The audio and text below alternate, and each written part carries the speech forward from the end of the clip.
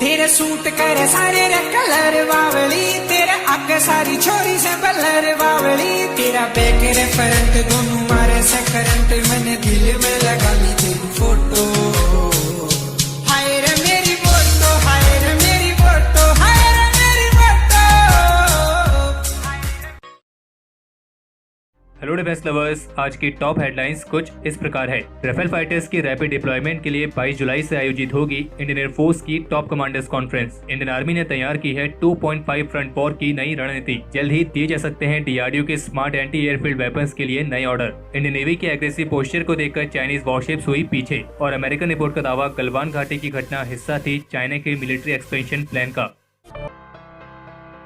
चीन के साथ चल रहे तनाव के बीच आने वाले सप्ताह में इंडियन एयरफोर्स के टॉप कमांडर्स के बीच एक मीटिंग आयोजित की जाएगी, और इस मीटिंग में पूर्वी लद्दाख में एलएसी के हालातों पर चर्चा करने के साथ साथ राफेल फाइटर्स की तेजी से तैनाती को लेकर भी बात की जाएगी, जो कि इस महीने के अंत तक भारत पहुंच जाएंगे। और एएनआई न्यूज एजेंसी की रिपोर्ट के मुताबिक टॉप कमांडर्स की 2 दिवसीय कॉन्फ्रेंस 22 जुलाई से शुरू होगी, जिसमें सुरक्षा के मुद्दों पर विचार विमर्श किया जाएगा। ये conference Indian Air Force chief Air Chief Marshal R K S. Bhadauria की अध्यक्षता में आयोजित होगी, और इसमें इंडियन एयरफोर्स के सारे 7 के साथ कमांडर इन चीफ मौजूद रहेंगे। और इस कॉन्फ्रेंस में ईस्टर्न लद्दाख और नॉर्दर्न बॉर्डर्स पर फॉरवर्ड डिप्लॉयमेंट्स को लेकर भी बातचीत की जाएगी। और सोर्सेस के मुताबिक इंडियन एयरफोर्स ने अपने मॉडर्न फाइटर्स की एंटायर फ्लीट, जिनमें मिराज 2000, सुखोई 30 MKI और मिग 29 फाइटर्स को ऑलरेडी फॉरवर्ड बेसिस पर तैनात किया है, जहां से वे दिन और रात दोनों ही तरह के ऑपरेशंस को अंजाम दे सकते हैं। और इस महीने के अंत में जो राफेल फाइटर्स भारत पहुंचने वाले हैं, उनकी भी रैपिड डिप्लॉयमेंट और ऑपरेशनलाइजेशन को भी लेकर बातचीत की जानी है। शनिवार को रक्षा मंत्री राजनाथ सिंह का 2 दिन का लद्दाख और कश्मीर का दौरा पूरा हो चुका है, और इसके साथ ही रक्षा मंत्री ने चीन, पाकिस्तान और आतंकवाद के खिलाफ इंडियन आर्मी की तैयारियों का पूरा जायजा लिया है। और इंडियन आर्मी ने इसे 2.5 फ्रंट वॉर का नाम दिया है, यानी कि चीन और पाकिस्तान 2 फ्रंट वॉर और आधे फ्रंट वॉर का मतलब है कश्मीर में आतंकवाद। और पिछले कुछ सालों से इंडियन आर्मी इस रणनीति पर काम कर रही है कि अगर चीन या पाकिस्तान से युद्ध जैसे हालात बनते हैं तो इस परिस्थिति से कैसे निपटना है। और भारत को पूरा अंदेशा है कि अगर पूर्वी लद्दाख में एलएसी पर चीन से हालात बिगड़े तो भारत को चीन के साथ पाकिस्तान से भी निपटना होगा। यानी कि अगर भारत और चीन के बीच युद्ध जैसी परिस्थितियां बनती हैं तो ये जाहिर सी बात है कि पाकिस्तान इसका फायदा उठाकर एलओसी पर भारत के खिलाफ एक दूसरा फ्रंट वॉर शुरू कर देगा। और इसीलिए इंडियन आर्मी इस तरह की परिस्थितियों से निपटने के लिए बहुत पहले से रणनीति बना रही है। और रक्षा मंत्री राजनाथ सिंह के लद्दाख दौरे की एक और वीडियो आज सामने आई है, जिसमें उन्होंने लद्दाख के लुकुंग में इंडियन आर्मी की 16 बिहार रेजिमेंट के जवानों से भी मुलाकात की है, जिस रेजिमेंट ने चीनियों को मार मार के भगाया था। और बाकी अगर आपको रक्षा मंत्री राजनाथ सिंह के इस दौरे की सारी वीडियोस एक ही जगह पर चाहिए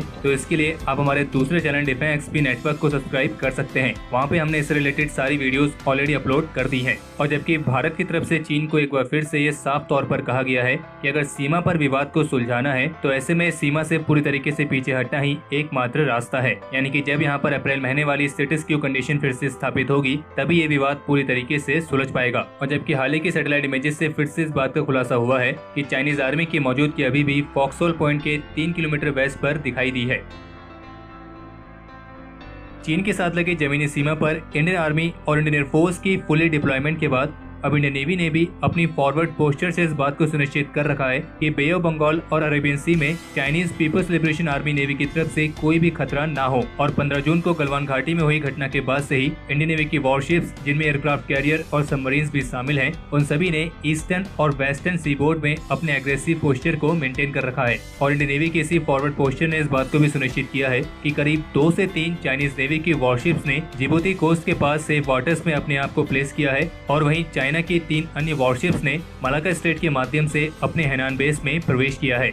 और इन वॉरशिप में से एक थी टाइप 052D डिस्ट्रॉयर, जो कि चाइना की पीपल्स लिबरेशन आर्मी नेवी की साउथ सी फ्लीट का हिस्सा है। और नेवी के सीनियर ऑफिसर्स का ये भी कहना है कि हमारे इस फॉरवर्ड पोस्चर को देखकर चाइनीज वॉरशिप, जिसने इंडोनेशिया के माध्यम से इंडियन ओशन में प्रवेश किया था, वो भी इंडियन नेवी के इस फॉरवर्ड पोस्चर को देख के वापस चली गई है। और इससे पहले से रिपोर्ट्स आई थी कि चाइनीज वॉरशिप्स एंटी पैरेसी ऑपरेशंस के कवर में ग्वादर, बलूचिस्तान में उनकी मेंटेनेंस और लॉजिस्टिक बेस और जिबूती नेवल बेस के बीच में ऑपरेट कर रही थी। और इन्हीं चाइनीज वॉरशिप ने मलाक्का स्ट्रेट के माध्यम से इंडियन ओशन में भी प्रवेश किया था। लेकिन अब इंडियन नेवी के इस फॉरवर्ड पोस्चर को देखकर ये चाइनीज वॉरशिप्स वापस अपनी जगह पर पहुंच गई हैं। और ऐसी भी रिपोर्ट्स हैं कि अंडमान एंड निकोबार में इंडियन नेवी के साथ नेवल एक्सरसाइज में यूएस नेवी का सुपर एयरक्राफ्ट कैरियर USS निमिट्ज भी शामिल हो सकता है।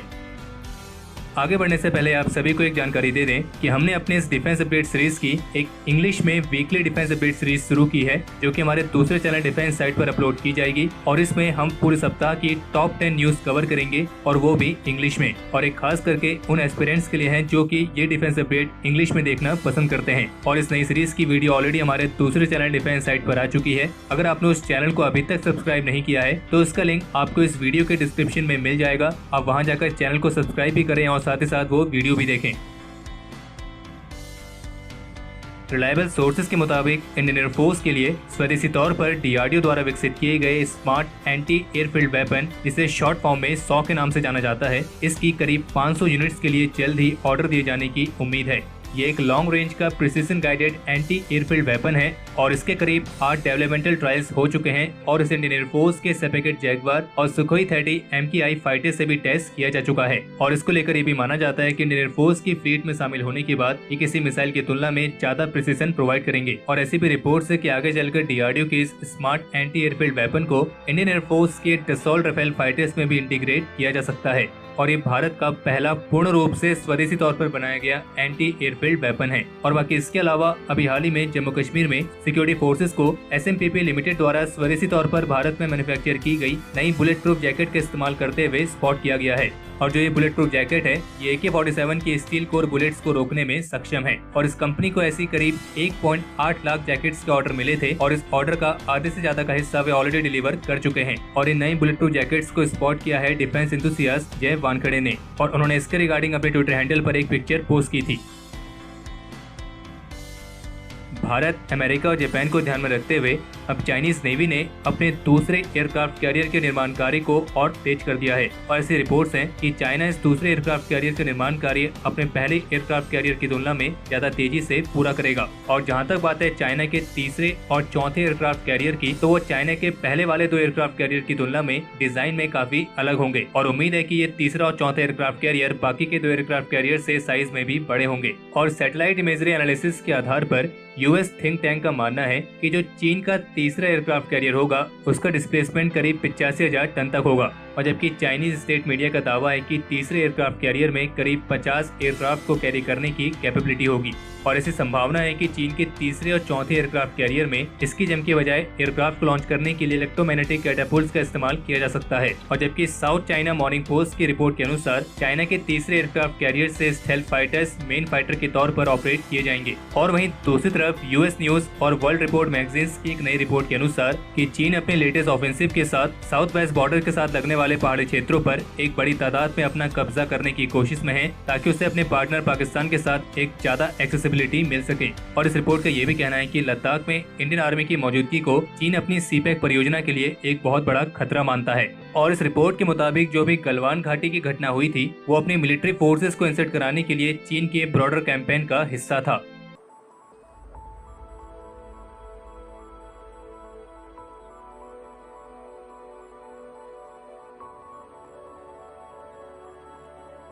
तो हमारे आज के इस एपिसोड के लिए इतना ही। अगर आपको ये एपिसोड पसंद आया हो तो इस वीडियो को लाइक करें, और अगर आपका कोई सवाल या फिर सुझाव हो तो उसे कमेंट सेक्शन में शेयर करें। बाकी अगर आपने इस चैनल को सब्सक्राइब नहीं किया है तो इस चैनल को सब्सक्राइब करना ना भूलें। हाय रे मेरी मोटो